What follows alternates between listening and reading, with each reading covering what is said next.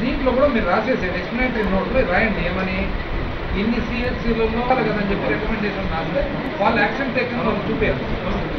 అదేవిధంగా CHC onwards పైకి CHC కానీ ఏరియా హాస్పిటల్ కానీ జనరేటర్స్ కావాలి.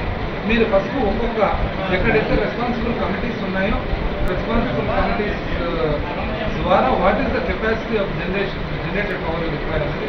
ఎందుకంటే తెలియక 62 kVA 100 kVA పెట్టినారనుకోండి ఎవరు మెయింటైన్ చేయలేదు. గంటకు 8 లీటర్లు 12 మీద సో ఎంత కావాలో అంత ఐడియా.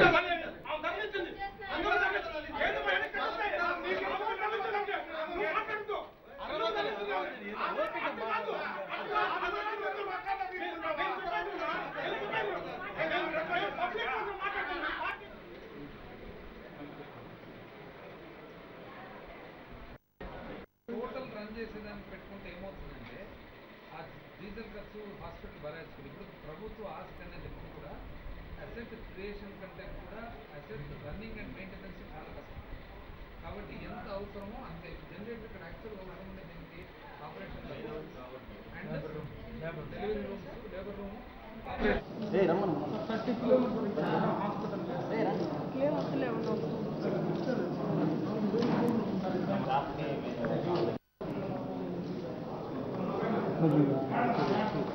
మెడికల్ అండ్ హెల్త్ విభాగము ఏ విధంగా విధులు నిర్వహిస్తూ ఉన్నారని చెప్పి స్టడీ చేసేదానికి పిఎస్సి ఇక్కడికి రావడం జరిగింది. ఈరోజు మార్నింగు చిత్తూరులో జిల్లా స్థాయి సమావేశం కావాలని ఉండింది. కలెక్టర్ గారు లేనందువలన మరి అక్కడ సమావేశం కాలేదు. ఒక టెస్ట్ చెక్గా చంద్రగిరి హాస్పిటల్లో ఏ విధంగా ఫంక్షన్ అవుతా ఉందని చెప్పి ఇక్కడికి రావడం జరిగింది. ఇక్కడ వచ్చి చూసిన తర్వాత మనకు అర్థమైనది ఏమంటే ఏవైతే నామ్స్ ఉన్నాయో ఒక స్టాఫ్ పరంగా అనుకోండి, లేదా ఫెసిలిటీస్ పరంగా అనుకోండి, లేదా డ్యూటీస్ పరంగా అనుకోండి, ఏవి కూడా ఉండవలసిన విధంగా లేవు.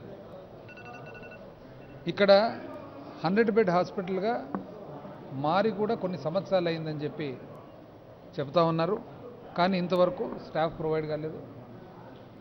30 పడకల ఆసుపత్రిగా ఉన్నింది అని చెప్పి అనుకుంటా ఉన్నారు. కానీ ఆ 30 పడకల ఆసుపత్రికి సంబంధించిన స్టాఫ్ కూడా 6 లేదని అంటూ ఉన్నారు. ఏ విషయంలో కూడా క్లారిటీ ఉండడం లేదు. పోనీ డిపార్ట్మెంట్ నుంచి ప్రభుత్వానికి మరి సరైన విధానంగా ఇవి కావాలి, ఇది అవసరం ఉందని చెప్పి చెప్పినట్లు కూడా మనకు దాఖలాలు కనపడడం లేదు. ఇక్కడ ఇంత పెద్ద ఏరియాలో, ఇంత ముఖ్యమైన ఏరియాలో, మరి చుట్టుపక్కల దాదాపు 40-50 కిలోమీటర్లు కూడా సర్వీస్ వేరే ఎక్కడ లేని ఏరియాలో కూడా ఈ విధమైన పరిస్థితి ఉంటే మరి మిగతా గ్రామాలలో పిహెచ్సిస్ ఏ విధంగా ఉన్నాయనేది కూడా ప్రశ్నార్థకంగా ఈరోజు కనపడతా ఉంది. ఇది ఎందుకంటే ఇది అన్ఎక్స్పెక్టెడ్గా పిఎస్సి ఈరోజు మరి సర్ప్రైజ్ చెక్ కింద, ఆశ్చర్యకరమైన చెక్ కింద రావడం జరిగింది. మరి చూసిన తర్వాత ఇంకా వివిధ ప్రాంతాలు కూడా చూడవలసిన అవసరం ఉందని కూడా తెలుస్తూ ఉంది. ఎందుకంటే ప్రభుత్వం ఇచ్చిన నివేదికలు అయితే ఇక్కడ కలెక్టర్ గారు పంపించిన నివేదికలు మాత్రము అన్నీ కూడా బాగా ఉన్నాయి. అన్ని చోట్ల స్టాఫ్ ఉన్నారు, అన్ని చోట్ల అన్ని ఎక్విప్మెంట్ ఉంది, అన్నీ పక్కాగా సిస్టమేటిక్గా జరుగుతూ ఉంది అని చెప్పి ఈరోజు కలెక్టర్ గారు సబ్మిట్ చేసిన నివేదికలో ఉంది. మరి ఇక్కడ చూసినట్లయితే 31 మంది ఉండవలసిన స్టాఫ్కి గాను ఓన్లీ 3 మాత్రమే ఉంటున్నారు.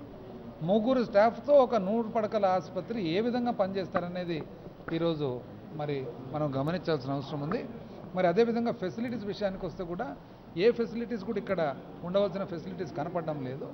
మరి ఏవైనా కానీ వాస్తవాలు ఏవైతే ఉన్నాయో అవి తెలియపరచాల్సిన అవసరం ఉందని. కానీ ఇప్పుడు రికార్డు పరంగా అన్నీ బాగున్నాయి అని చెప్తే మరి ఇదేగిన ఒకవేళ మేము ఈరోజు ఫీల్డ్కు రాకుండా ఉంటే, మేము ఒకవేళ నివేదిక చూసుకొని అన్నీ బాగుంటాయి కదా అని చెప్పి వెళ్ళిపోయింటే మరి ఈ పరిస్థితి ఉందనేది తెలియదు కదా. కాబట్టి ఎప్పుడన్నా కానీ ఒక నివేదిక ఇచ్చేటప్పుడు ప్రభుత్వ ఉద్యోగులు కానీ ప్రభుత్వ డిపార్ట్మెంట్ కానీ ముఖ్యంగా కలెక్టర్ స్థాయిలో ఉన్నప్పుడు చాలా పక్కాగా ఉండాలి తప్ప ఈ విధంగా మరి మనకు తప్పు దోవ చూపించే నివేదిక ఉండరాదు. మళ్ళీ ఇవన్నీ కూడా రివ్యూ చేస్తూ ఉన్నాము. మేము వాపస్ హైదరాబాద్ పోయిన తర్వాత ఖచ్చితంగా మరి రాష్ట్ర స్థాయి ఆఫీసర్స్ ఎవరైతే ఉన్నారో వాళ్ళతో టేకప్ చేస్తాము. మరొకసారి దీని మీద ఎంక్వైరీ కూడా పెడతాము. ఎందుకంటే అసలు ఎన్ని పడకల ఆసుపత్రి ఉందనేది కూడా రికార్డు పరంగా సరిగా లేనట్లు, మరి శాంక్షన్ అయితే వచ్చినట్లు, జీవో అయితే ఇచ్చినట్లు, స్టాఫ్ మాత్రం లేనట్లు, కానీ రికార్డు పరంగా అయితే ఇది బాగా అన్ని రకాలుగా ఫంక్షన్ అవుతున్నట్లు. సో ఇది కంప్లీట్గా నష్టపోయేది ఎవరు? నష్టపోయేది పాపం పేద ప్రజానికం. ఎందుకంటే ఎవరైతే కార్పొరేట్ వ్యవస్థ కార్పొరేట్ ఆసుపత్రులకు పోలేకున్నారో వాళ్ళే గవర్నమెంట్ ఆసుపత్రులకు వచ్చేది. మరి గవర్నమెంట్ ఆసుపత్రికి వచ్చినప్పుడు ఇటువంటి విధానం ఉందంటే ఇది చాలా మరి ఇబ్బందికరం, బాధాకరం కూడా. ఇది ఖచ్చితంగా మరి ఫర్దర్గా దీని కొద్దిగా లోతుగా ఎంక్వైరీ చేసి రివ్యూ చేసి మరి ఎంక్వైరీ చేసిన తర్వాత రాష్ట్ర స్థాయిలో ఇది టేకప్ చేస్తామని చెప్పి తెలియజేస్తాం. ఇది సెక్రటరీ స్థాయిలో, రాష్ట్ర స్థాయి అంటే సెక్రటరీ స్థాయి, ప్రిన్సిపల్ సెక్రటరీ స్థాయిలో అసలు ఈ విధంగా మీరు అన్ని పర్ఫెక్ట్గా ఉన్నాయని చెప్పి మీరు నివేదిక ఇస్తూ ఉన్నారు. సాక్షాత్తు టీం పోయి పర్సనల్గా విజిట్ చేసింది. విజిట్ చేసినప్పుడు ఇది మా నోటీస్కి ఇది వచ్చింది కాబట్టి దీనికి సంబంధించి మరి యాక్చువల్ నిజాలు ఏమి అని చెప్పి ఒక ఎంక్వైరీ చేపిస్తాము.